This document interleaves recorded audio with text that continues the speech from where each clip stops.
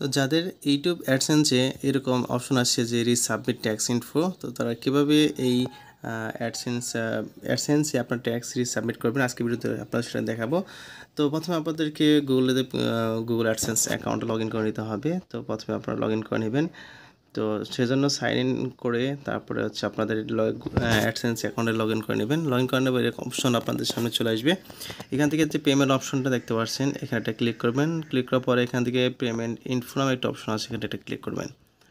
Click করার পরে একটু লোডিং হবে। লোডিং হওয়ার পরে দেখতে পাচ্ছেন payment account Bangladesh US dollar, এখান থেকে এটি সিলেক্ট থাকবে। তো এখান থেকে আপনারা নিচে চলে যাবেন হচ্ছে ম্যানেজ সেটিং নামে একটা অপশন, এখানে একটা ক্লিক করে দেবেন। ক্লিক করার পরে একটু নিচে চলে যাবেন। নিচে চলে যাওয়ার পরে এখান থেকে দেখতে পাচ্ছেন যে আপনারা যে দেখতে পাচ্ছেন সিঙ্গাপুর ট্যাক্স ইনফো আর হচ্ছে ইউনাইটেড স্টেট ট্যাক্স ইনফো, আপনারা এখানে যে কোনো একটা সিলেক্ট করে দেবেন। তারপর ম্যানেজ ট্যাক্স ইনফোতে ক্লিক করে দেবেন। ক্লিক করার পরে এরকম অপশন চলে আসবে। এখান থেকে দেখতে পাচ্ছেন অ্যাড ট্যাক্স ইনফো একটা দেখতে পাচ্ছেন, এখানে ক্লিক করবেন। ক্লিক করার পরে স্টার্ট ফ্রম এখানে একটা ক্লিক করবেন। ক্লিক করার পর একটু লোডিং হবে। লোডিং হওয়ার পরে আপনারা এখানে দেখতে পাচ্ছেন যে অনেকগুলো অপশন আছে। এখান থেকে বিজনেস ইনফো যে অপশনটা দেখতে পাচ্ছেন, এখান থেকে বিজনেস টাইপ হচ্ছে ইন্ডিভিজুয়াল দিয়ে দিবেন।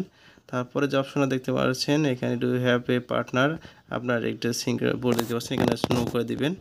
তারপরে যে অপশনটা আছে এটা আপনারা দেখতে পাচ্ছেন ভালোভাবে পড়ে নিয়ে এটাও আপনারা নো করে দিবেন।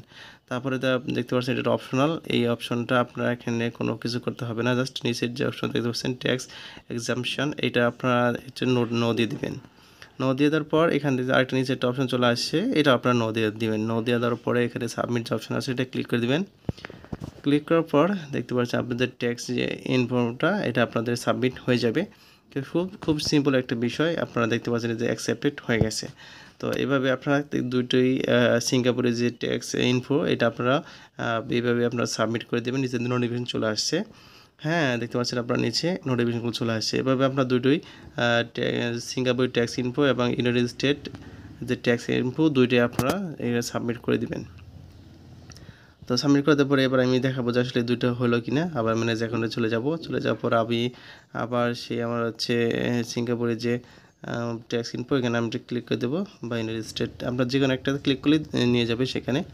তো তারপর এখান থেকে ক্লিক করে দেখতে পাচ্ছেন যে সিঙ্গাপুর ট্যাক্স ইনফো এটাও কিন্তু অ্যাকসেপ্ট হয়ে গেছে, এবং ইউনাইটেড স্টেট যে আপনার ট্যাক্স ইনফোটা আছে এটাও অ্যাপ্রুভ, দুটোই কিন্তু অ্যাকসেপ্টেড হয়ে গেল। এভাবে আপনারা খুব সিম্পলভাবে আপনাদের ট্যাক্স ইনফোগুলো আপডেট করে নেবেন।